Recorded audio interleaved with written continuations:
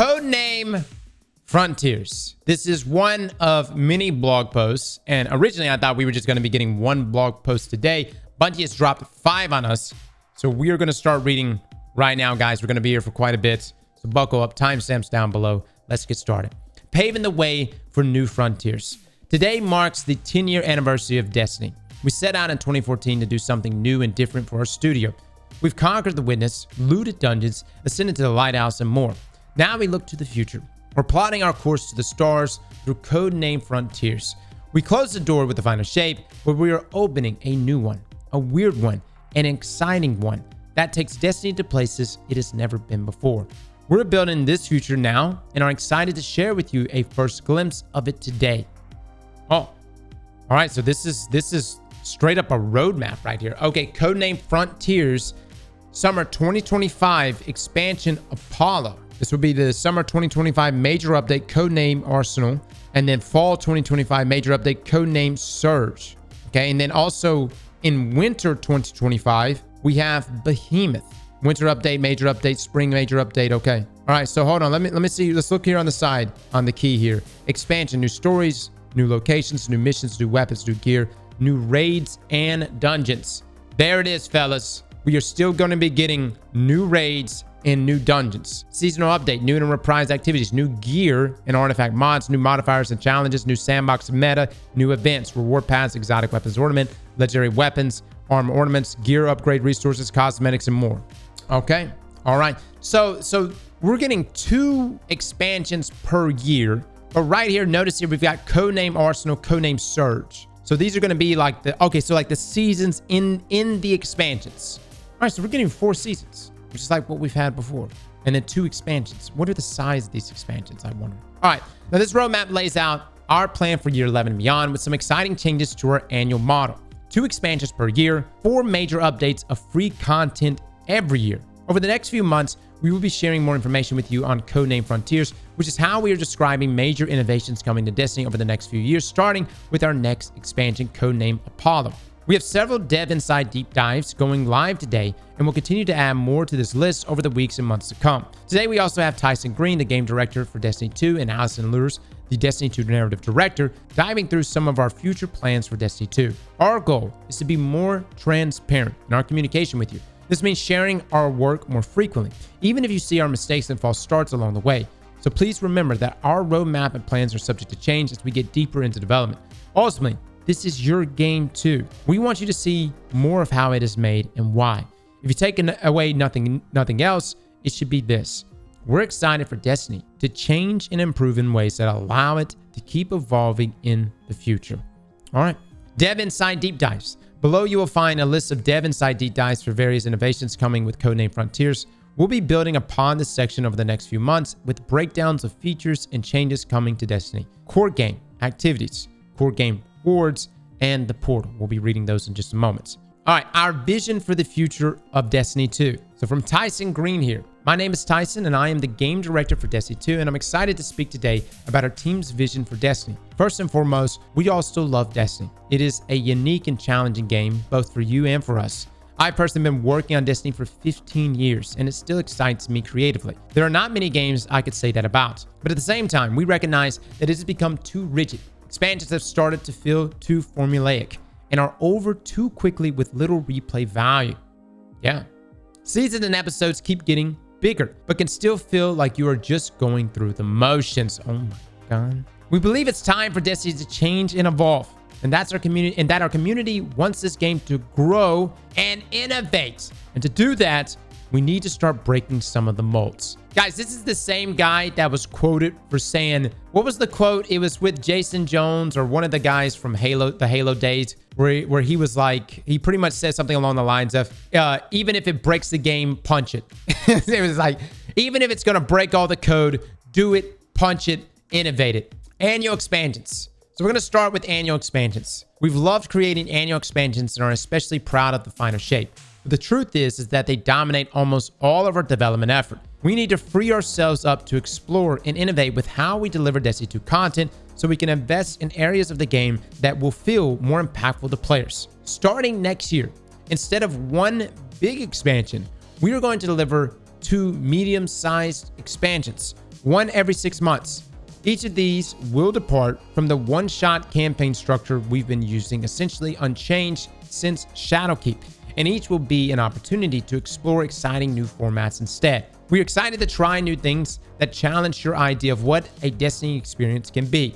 We're actively prototyping non-linear campaigns, exploration experiences similar to the Dreaming City or Metrovanius, and even more unusual formats like roguelikes or survival shooters. Each expansion will present a new opportunity to try something different. Departing from one-shot campaigns doesn't mean we are turning away from great storytelling. Going forward, we want to return the mystery and wonder that was woven into the fabric of early Destiny when the story felt ripe with possibilities and an epic sense of exploration and discovery. Great stories are as important as ever in our creative vision, and Allison will touch more on that below. Okay, so first up, let me just say from what I read, Tyson it seems like he's really keyed in on like how the community feels, using terms like formulaic, going through the motions. We were literally just talking about that. Most of us, we get on, we play the season, we do the narrative, we get our seasonal weapons, we get our crafted weapons, and we bounce. Now, it's interesting here that they're breaking up the expansions into these, not in like a big expansion like we would with like Finer Shape, Witch Queen, and Lightfall and whatnot, but doing 2 medium-sized expansions. And I'm curious to see how that's going to work, but it almost seems like right here we're actively prototyping non-linear campaigns. So it's almost like we're gonna be discovering the story. It's not gonna be this, hey, hold my hand, come follow the marker over here, talk to this person, now talk to this holo projector. It almost seems like we're gonna have to like discover things. And the fact that I even mentioned here exploration experiences similar to Dreaming City or Metrovanius, and even more unusual formats like roguelike survival shooters. Again, all of this really boils down to delivery though. Like this sounds good, this intrigues me, this is innovative and different, but it also comes down to how they execute, right? Now, seasons. With the change to 2 expansions per year, our seasonal model will be changing as well. Instead of 3 episodes, we will be building 4 major updates per year, one every 3 months. So literally what we've been getting before. Now, each expansion will launch alongside a major update at the start of a season. And then a second major update will follow 3 months later to refresh the core game with new and reprised content, including activities, strikes, exotic missions, or entirely new modes like Onslaught, rewards, weapons, armor, artifact mods, exotics, and more, new weekly events, new features, combat meta, and balance updates. Now, the big seasonal resets will still happen, but now twice a year alongside the expansions. Okay, now each update will be a substantial refresh of the core game, bringing new activities and reward content. We're also excited to announce that, like Destiny 2 Into the Light, these updates and their content will be free to all players. Oh, so all of this, all the seasonal stuff will be free. You're still gonna have a paid season pass though, right? Okay, so you're still gonna have a season pass, and since we're gonna be getting raids and dungeons, you're still gonna have to buy those. But it seems like what we experience in Into the Light, like the Onslaught activity and all those things will all be free. We want Destiny to be easier for anyone to play or recommend, so we want to remove that major barrier to the experience, which means we need to talk about the core game itself. Now, the core game is Destiny's always available evergreen activity experience, and we need to fix 2 key things with it. Number 1, approachability.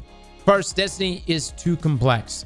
With literally hundreds of activities, you practically need a PhD to decide what to play and how to get rewards you're looking for. We're going to start to fix this by modernizing our activity UI, the director, to make it easier for everyone to find and launch into great activities. And we're reworking our reward model to make sure that all of those activities offer meaningful rewards. Our deep dives on activities and rewards go into more detail on these changes in particular. Now, gear and challenge should matter. Even great activities stop mattering if the challenge dries up and the rewards aren't worth it. So we're investing in a greatly improved challenge customization system to let players of any skill range find the right challenge level for them, with rewards that improve based on the challenge level you take on. These won't just be a simple incoming damage increase either. The team is cooking up some great gameplay modifiers that give enemies some exciting tools to mix things up on every run. We will have a deep dive coming soon to show off some of these new threats. All right. Now, as for the rewards, there will be higher tiers of the legendary gear. Think adept weapons and artifice armor. that will be available from these higher challenge ranges in a much wider variety of activities across both PvE and PvP. Now, these two changes will help the core game experience be easier to drop into and much deeper in terms of variety and pursuit of personal mastery. And they are a starting point for ongoing changes aimed to continuing to improve Destiny in these regards. Okay, so at least from what I'm getting here, in order to give us these higher tier rewards, we're getting harder content. I'm just curious to know like how much harder than like Grandmasters right now and like Master Raids. Then the next multi-year saga starts with Codename Apollo. Oh my god, we're dropping the saga here. Allison Lurs. Hello, I'm Allison and I'm the Destiny 2 narrative director. I'm a fresh face at Bungie, and I started doing narrative direction for seasons in fall 2022, and my first D2 expansion was The Final Shape. We're proud of The Final Shape and the ending we created for the Light and Darkness saga, and we knew that the episodes that followed would act as an epilogue, tying up Light and Dark's hanging threads, but also setting us up for what's next. The episodes close doors and open new ones, purposeful ones, storylines that are set in place to prepare us for what comes next, and what is next in our new saga. Oh, this is completely new artwork. You'll see teases of it in the later 2 episodes and then fully kick off with Codename Apollo. This next saga is also based around a core theme, much like Light and Darkness did. It will introduce plenty of new characters, factions, twists, and more. And there's lots more here, we will say eventually, but we don't want to spoil the journey for you. This will be a multi-year journey, one we can't wait to take you on. Our first expansion, Codename Apollo, is a non-linear, character-driven adventure. All right. Okay, first up, multi-year. Secondly, I don't know what this is. I'm curious to know what this is. But this is obviously a new location. Third, we're getting a non-linear, character-driven adventure. That's interesting. That's different. That's completely different, dude. I hope there's going to be more emphasis on exploration. You know what I'm saying? If we're taking this non-linear, character-driven direction, I hope there's going to be a big emphasis on mystery and exploration and, dude, just running up on things in the wild, to have a purpose and reason to be in the wild on these planets and these locations, you know? All right, what do we mean by Codename Apollo is non-linear? Previously in stories like The Final Shape, you experience the story as A to B, to then C to D, in a nice straight line. In Codename Apollo, our story takes place over dozens of threads you'll explore and discover. So when you land on a brand new location, the story starts at A, and then you can choose if you want to explore C first, or try and get into B, or maybe investigate D. And the options you didn't choose, don't worry. Those other options are still open for you to go back and play through. You'll need to, because the more you play and discover, the more the story progresses. So experiencing a certain number of threads opens up the next part of the story. The order in which you explore will be something you choose, but we have built Codename Apollo in a way that the story always makes sense and flows from beginning to middle to end. There's no time gating, no waiting for the next drop. Codename Apollo's story unfolds based on player progression. There's the balloons again, guys. What are these IKEA lamps? All right, no time gates, and also no hand holding. This is almost like when you guys come to me and are like, oh my God, Cross, go check out this piece of lore. You know what I mean? I feel like if this is dense, we could be discovering parts of the story and lore well into an expansion, maybe even things we miss. You know what I mean? Now, Destiny is at its best when it's mysterious, weird, and not afraid to try new things. This shift to a non-linear story isn't something we're locking ourselves into, but it is a structure that fits Codename Apollo best. The narrative structure of the release that follows will be quite different, a structure to suit that game's experience. And we want to continue to innovate with each expansion across both gameplay and narrative. That's interesting. So not only are this is not the set formula going forward, but something that they're catering per expansion. And I guess this was something that would have been too difficult to do in a big annual expansion. So with it being split to 2 expansions per year, this allows some more freedom to just try new approaches. Now, into the unknown. This all sounds like a big change, and it is, because when the rhythm of our story becomes predictable, or when characters in our world fail to change, that's how we create a situation, not a story. That's the hardest in this whole blog post, man. So how can we innovate? By telling a story that keeps up with our innovation, not one that slows it down. That means an evolving world, giving space for new characters, growing and evolving factions, making sure the story we tell is in a world we have nurtured and with characters who grow in turn. We believe in rewarding the player for paying attention without punishing someone for not knowing something. That way, everyone gets to come along for the ride, no matter how deep in the lore they are. You'll see the approach starting with episodes and continuing into the new multi-year story. So when we think about a multi-year arc, what does that look like? Think of it as a constellation of stories united by a single theme. We will show you what that theme is later, but suffice to say, we believe in it. Think of this multi-year arc as a web, not a line. Each release fits into the larger saga. We can't wait to take you on that journey. Story is easy to spoil, so I won't ruin the details for that theme in Codename Apollo or what it's about, but I'll give you something to look forward to. Apollo ends with a narrative gasoline that will propel us into the next few years with a clear theme, goal, and a destination that won't come at you as a straightforward line, but will be well worth the trip. It'll reward you, it'll surprise you, and it'll take us places Destiny has never seen before. See you when the time is right. Wow. Okay. Look, man, I'm excited to see what she cooks up. You know, she's got a Baldur's Gate background, and she was a big part of the final shape. And it seems like they're trying to take a different approach that really mixes things up for us story-wise. But right here, what this is really clearly telling us right here is that there's a lot that they're setting up for the future. And I would assume right here when she says ends with narrative gasoline that will propel us into the next few years with a clear theme. I'm assuming from that's the winner, that's the setup, that's the next big saga that we're heading into. Okay, so Les believes there's 100% going to be a time skip. You think we're gonna have a time skip? I don't know, Les. I don't know. Oh my God.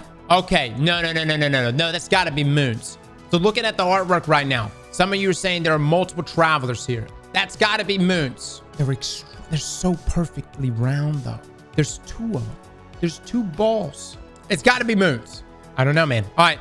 And with that, we come to a close. Well, a new beginning, really. Over the next few months, we'll be dishing out more deep dives and engaging in more conversation. We have no doubts the above breakdown of Codename Frontiers plans will spawn far more questions than we can answer. We'll be looking to keep you up to date as we take flight. Keep an eye on the deep dive section as we'll be adding links to further topics. Thank you again for joining us on the first 10-year journey in Destiny. We've been through so much, battling the darkness, stopping the witness. Now it's time to look to the stars again. It's time to imagine, to dream big, and explore what our futures can be within this universe. We have our heading and hope to see you join us along the way. Destiny 2 development team. All right, we have 4 more blogs to read. Hot damn it. All right, this is the activities side. This is Developer Insight Core Game Activities. Welcome to one of many Developer Insight articles for Codename Frontiers. Over the weeks and months to come, we'll be covering a lot of different topics about changes coming to Destiny 2 next year with these deeper dives. Check back with our Paving the Way for the New Frontiers article for more information on our plans and an always updated list of these articles as they are published. Now let's talk about core game activities. The core game is Destiny's always available ritual activity offering, ranging from strikes to crucible to events. Going forward, an even wider range of core game activities will provide more variety, deeper mastery, and better rewards through the introduction of challenge customization. TLDR, core game activities feature a wider variety of new and updated activities across many types with an updated selection every major update. Challenge customization will provide a way to adjust activity difficulty with better rewards for those seeking more challenge. Interesting. The new portal screen allows for quick access to core game activities, making it easy to find what you want to play. Now the problem. In past Destiny releases, all attention has been on a relatively small offering of newly introduced seasonal activities, most often with a narrow range of difficulty options, if any. Rewards and objectives have focused all purposeful play into these activities to the exclusion of most others. As a result, the ritual game quickly becomes stale and is exhausted of worthwhile rewards, and any further pursuit requires a pretty deep knowledge of Destiny or online guides to find worthwhile rewards in older activities. The solution: core game activity offering and the portal. Oh, look, they got this screen here. The core game activities are those accessed from the new portal screen and are together a selection of several dozen new and updated activities that tie into the current seasonal theme and gameplay meta. This selection is updated every major update and includes the current expansion and running events. Yeah, curator, quest, season pass, map, destinations, store. Okay. Solo ops. Fireteam Ops, Pinnacle Ops, Crucible, and Event, okay? Now, early mockup, that is subject to change. For more information about the portal, please check out the deep dive link. These activities cover a wide variety of activity types from strikes to dungeons to Crucible and are organized in categories with similar fireteam requirements. Now, challenge customization. The major change to core game activities is that they all support deeper personal mastery and a corresponding deep reward offering. We'll start with PvE activities, then dive into Crucible and PvP, which present unique challenges. All of the PvE activities will now support robust challenge customization exposed as new options alongside selecting the difficulty. Oh, interesting. Okay. So you see, you've got Glassway Strike, Advance 4, Expert 2, Expert 3, Master, and also look at the light here, okay, or the level here. And then you have rule sets, gameplay with a variety of rewards that drop from this, and then you apply the modifiers, okay. And so kicking it up even more, right here, you got Glassway again, you got Expert 3, and this of course increases the rewards. Now this is a work in progress mock-up, subject to change. Challenge customization gives you the ability to select and activate challenge modifiers, which affect the activity you're launching. These challenge modifiers may introduce new enemy combatant abilities to increase the threat, introduce new combat challenges that change how you play, provide incentives for changing up your build crafting, raise the power target for the activity, globally increasing the difficulty. Now, as a player, you will first be able to select a base difficulty such as Expert or Grandmaster. The difficulty will set some base difficulty tuning and a power target. More importantly, will determine how many challenge modifiers you can add on, and in some cases, which challenge modifiers are available. Higher difficulty means more challenge modifiers as slots and a wider variety of them to choose from. Now, reward rating. Rising to the right level challenge can make an activity not only more fun to play, but more rewarding too. All core game activities will support reward rating, which is a combined team and personal score that determines the amount and quality of rewards obtained at the end of the activity. Reward rating is increased by playing an activity at a higher base difficulty, applying challenge modifiers, which have individual bonuses to reward rating, and having personal bonuses from sources like power, artifacts, or buffs. Now, here's how reward rating works. As a team, you will earn a team rating over the activity determined on a per activity basis. Sometimes this will resemble existing systems like Nightfall Score, but new activity types can have their own way to determine team rating. This outcome is shared by all members of the team and will always try to mitigate competition between teammates for things like scoring kills or specific setups. At the end of the activity, your team rating is multiplied by any personal bonuses you may have. This final multiplied value is your reward rating, and this value is used to determine the quality and quantity of rewards. Now, reward rating is used to determine things like the quality tier of the weapons and armor that drop, or the quantity of useful consumables like enhancement prisms or ascendant shards. Or in this way, you can select any core game activity, use your skills, and build to take on more and more challenging versions of it and earn higher and higher tier rewards. All right, so you can essentially, if I'm getting this right, you will select like things like a Grandmaster Nightfall, and then you could just start hitting different things to amp it up even more. I mean, what are we talking? Like, could I just be like, yeah, this one right here gives me 4 palindrome drops. The whole Nightfall is full of mini screeps. Okay, maybe that's a little too much, but now except Crucible. Crucible is a unique challenge because you cannot simply add challenge modifiers or use the score of the match as a team rating. This is a tricky problem, and we're still working out. We're working through options like factoring in matchmaking ratings or leveraging existing progressions. Each presents unique challenges to our end goal of ensuring that Crucible offers our PvP players a fair and complete path to higher tier rewards and weapons and armor. We'll be excited to share a solution once we have one nailed down. I don't think you could do. I mean, what do you do? Like, hi, I'm gonna go play Control now or Iron Banner with half health, but you know, maybe I get like a guaranteed weapon drop. I'm gonna play Trials with no UI, no radar, but every 3 games we get an adept, or like every game you win. Okay, actually, we're formulating some things here. Every game you win in Trials with no UI, no radar will give you an adept weapon. I'd do it. I would love if just one of these modifiers, especially in objective game modes. Bungie, please just turn on friendly fire once. Just let it happen one time, okay?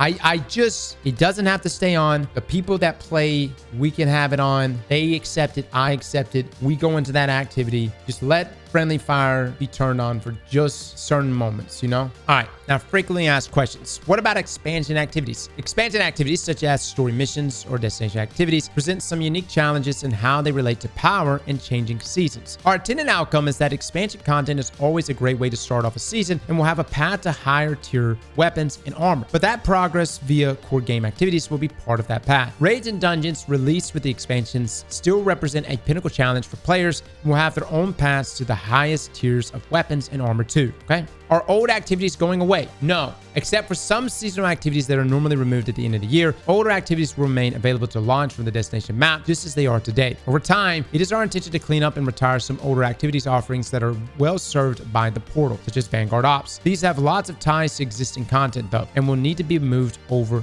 gradually. Now, how does matchmaking work with challenge customization? Oh, that's interesting because you're going to be splitting up everybody, right? For activities that support matchmaking, like those in Fireteam Ops, matchmaking will be available for some preset difficulties, but using challenge customization to enable different challenge modifiers will disable matchmaking. Because if you're, yeah, that makes sense. Because if you're choosing something that is like high, like if you're like, I want no HUD, no radar, 1,000,000 mini screebs, and 6,000 champions, who the hell is going to be matching up with you for that? You know, I mean, maybe someone out there is, but you would probably need to find a fire team for that, or just use, or right here, it says, while Fire Team Fighter may be a good way to pick up some slack here, we also tend to feature higher challenge options on a daily rotation and activities with active bonus rewards. These activities should have concentrated enough populations to ensure that matchmaking can do a good job setting up good matches with solid connections. All right, that makes complete sense. I wouldn't, because I mean, you just have, if you have a lot of customizable options, right? You're just not going to have, somebody may not be wanting that many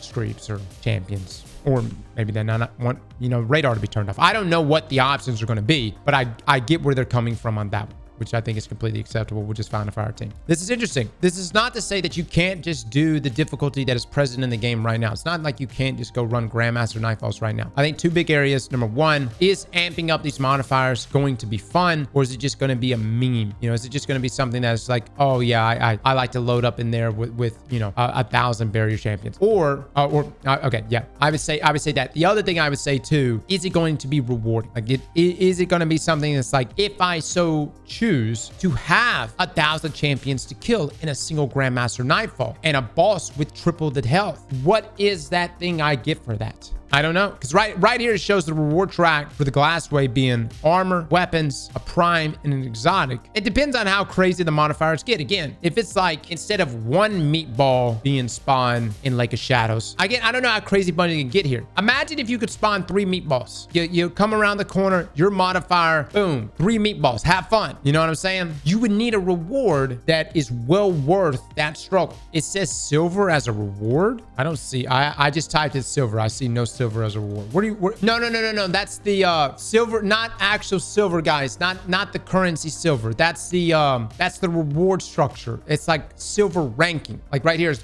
gold ranking. Lord, you think money is gonna be what, brother? I would say this, Bungie.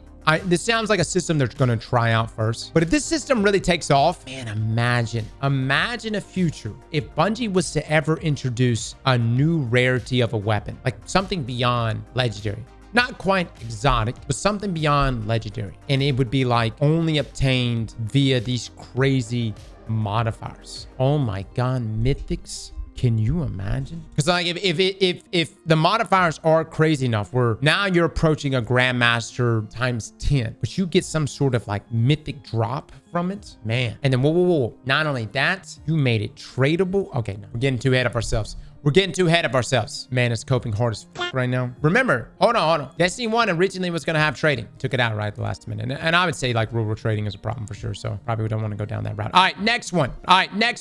Developer Insight Core Game Rewards. Welcome to one of the many Developer Insight articles for Codename Frontiers. Over the weeks and months to come, we'll be covering a lot of different topics about changes coming to Destiny 2 next year with these deeper dives. Check back with our Paving the Way for Frontiers article for more information on our plans and continually updated list of these articles that will continue to update as they are published. Now let's talk about Core Game Rewards. Core Game, expansion, and event activities will feature a reworked reward offering that provides a deeper reward chase across a wider range of activities. TLDR, weapons and armor will be available in a deeper range of quality across a wider range of activities. Core game activities will have dedicated reward pools for different categories of activities, and gear will be labeled new gear during the season it is introduced, and is easier to recognize and build crafts around.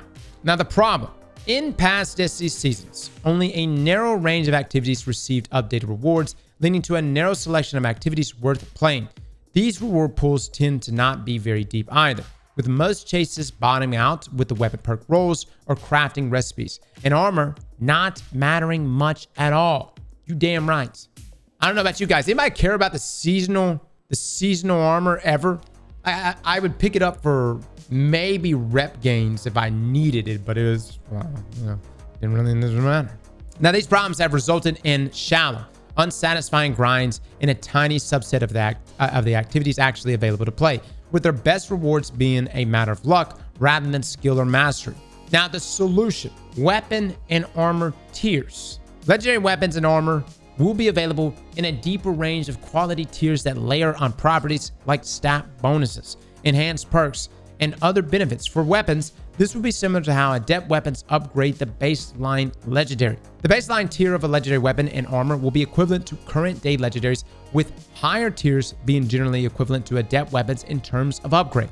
Oh my god, everything is enhanced. Enhanced barrel perk, enhanced magazine, the enhanced traits, and enhanced origin trait. This is a tier 5 legendary. Oh my god. Early mockups are subject to change. These higher tiers of weapons and armor will be available from full range of core game activities as rewards for higher challenge tiers and mastery of those activities. Look at the stat bumps too. I don't know what else you could do. I mean, the tier 5 has got to be the highest, right? Also, why does the scout rifle have impact casing? What does that mean? Okay, this has got to be, yeah, because it's the picture of Kvostov. It's an aggressive frame, 3-round burst, but it says scout rifle right here. Okay, let's ignore impact casing here. This is a dev build. The point is, everything becomes enhanceable. All right, now reward pools. Reward pools are complete sets of weapons and armor that are available as rewards from one or more activities. Some weapons are shared across multiple pools, but the majority of weapons and all armor are unique to a single pool. A typical pool is a full armor set for each class, and enough weapons to provide multiple options for each weapon slot. All of these rewards are available at all tiers, so each reward pool is deep and supports a range of challenge in the activity they are associated with. The major core game reward pools will be updated in every major update and will be Core PvE, rewards shared among more accessible PvE activities like Stripes. Core PvP, rewards shared among more accessible PvP activities like Crucible playlists. Pinnacle PvE, rewards shared among more intrinsically challenging PvE activities like dungeons. And Pinnacle PvP, rewards shared among more intrinsically challenging PvP activities like Trials of Osiris. Now, every expansion also contains 2 full reward pools. Expansion Story, rewards shared among missions, exploration, or other activities in the expansion content. Expansion, raid, and dungeon, rewards for expansion, raid, or dungeon activities. In addition to the above pools, some activities like events may have additions exclusive to that activity, such as individual weapons or armor sets. Now, new gear. New gear will be a blanket category for all of the weapons and armor newly introduced in the current season, regardless of source. New gear will receive a special visual treatment to help players identify which weapons or armor sets are new, and which may therefore benefit from things like artifact bonuses. Some artifact bonuses, which previously applied to specific perks such as weapon or traits, will now be pointed towards the wider category of new gear instead. This should provide more and clearer build crafting options and make for some shorter tooltips in the artifact. Now, new gear may be required in specific optional activities where players are looking for a level playing field. For example, a Crucible playlist option for players who want to play with and against newly introduced gear, and seasonal events centered on posting high scores in specific activities.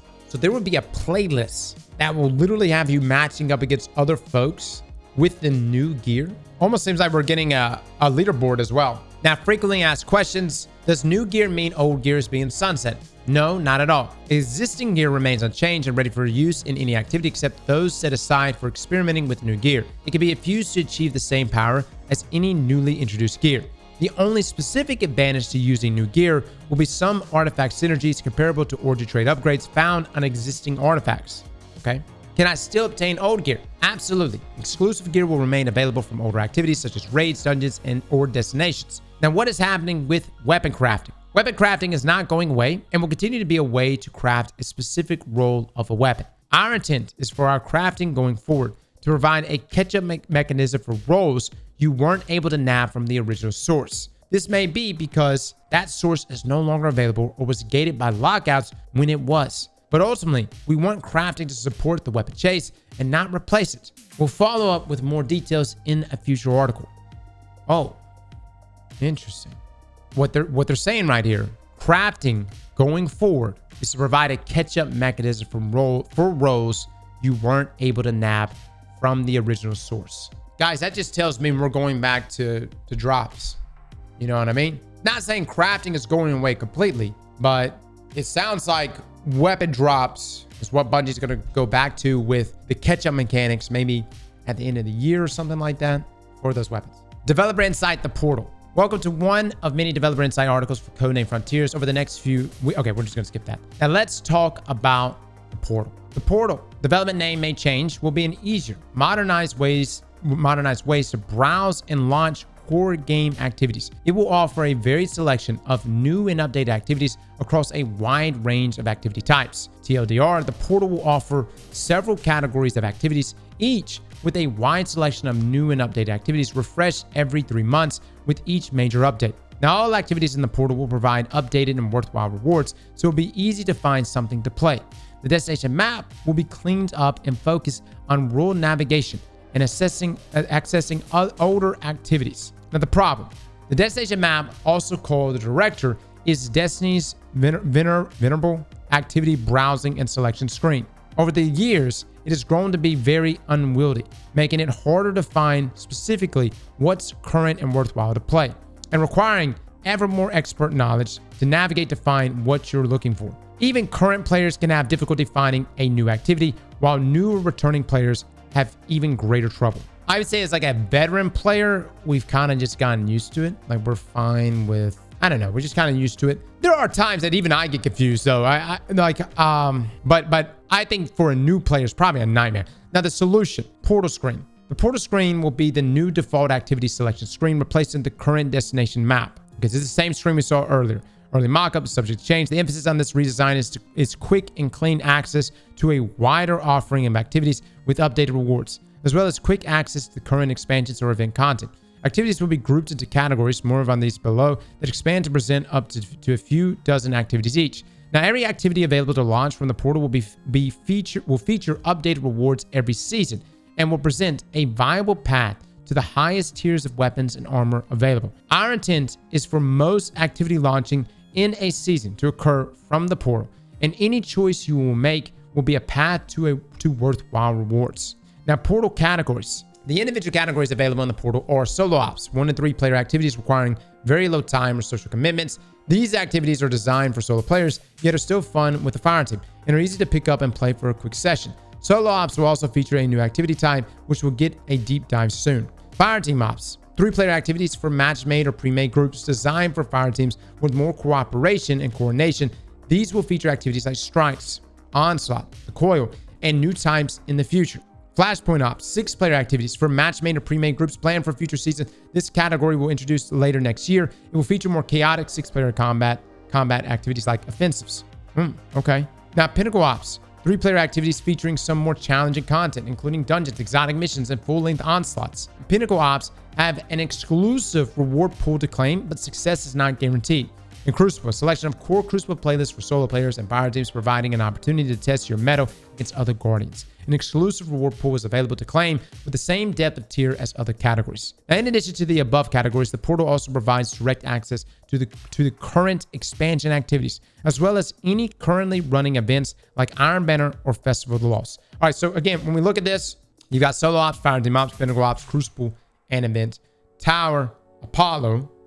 So the new location there, right? Upcoming expansion, redacted name. Okay.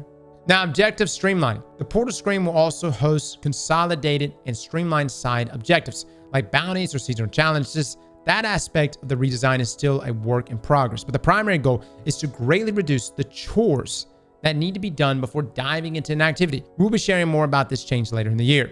So essentially, no situation where you can't access, say, an exotic mission without doing the seasonal story. Okay. And that probably makes more sense considering that, as I said, we're not going to be on this linear story structure anymore. It's going to be this web story structure, right? Now, bonus rewards. Every day, several activities in each category will have bonus rewards added to their standard offering.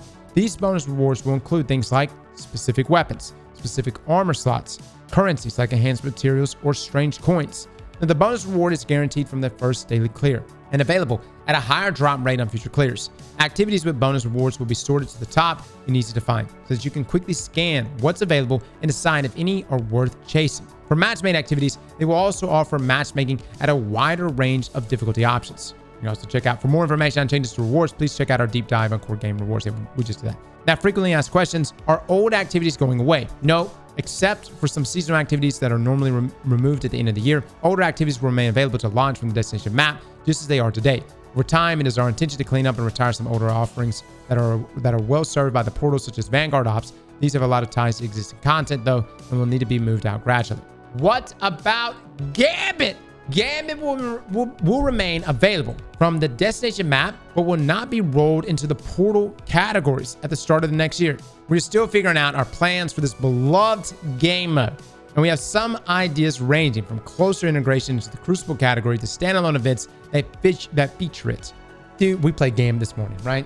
There are dedicated Gambit players. It's not many of them, but they're there. Now, will raids and dungeons be in the portal? Dungeon content will be featured in the Pinnacle Ops category, with some alterations to support challenge customization and reward rating. Raid content will not initially be present in the portal categories. The long clear times combined with the wide variation in experiences present some unique challenges that we're still working through. However, we are excited to get this content into the portal offering in the future. All right, so the main thing with the portal here, guys, is that they're essentially saying, listen, here's a streamlined way to get you into an activity with other people. And I would say with the fact that they're making the seasons, or they're making so much of the new content free, and that was emphasized in their original post there. They're making so much free. You're going to have a lot of new players coming into the game. So just giving them something that's just this consolidated screen to just select, hey, here's a reward. Maybe you want a hand cannon. Boom, I click solo ops. Send me on my way. You know what I mean? All right. Those are all the articles, guys. That is everything. We obviously, I think the big key points that people are going to be interested in is that, we've got a new destination we're going to. I don't know what these balloons are. The narrative structure is changing dramatically. Instead of us getting one big annual expansion, we're getting 2 expansions, and it almost seems like both of those expansions are going to be very different in their delivery. We are going to have 4 seasons, though. We are getting raids and dungeons. I don't know how many, but I'm sure as time goes on, Bungie's going to fill us with more information on what's to come. Slap that like button like your mama told you right.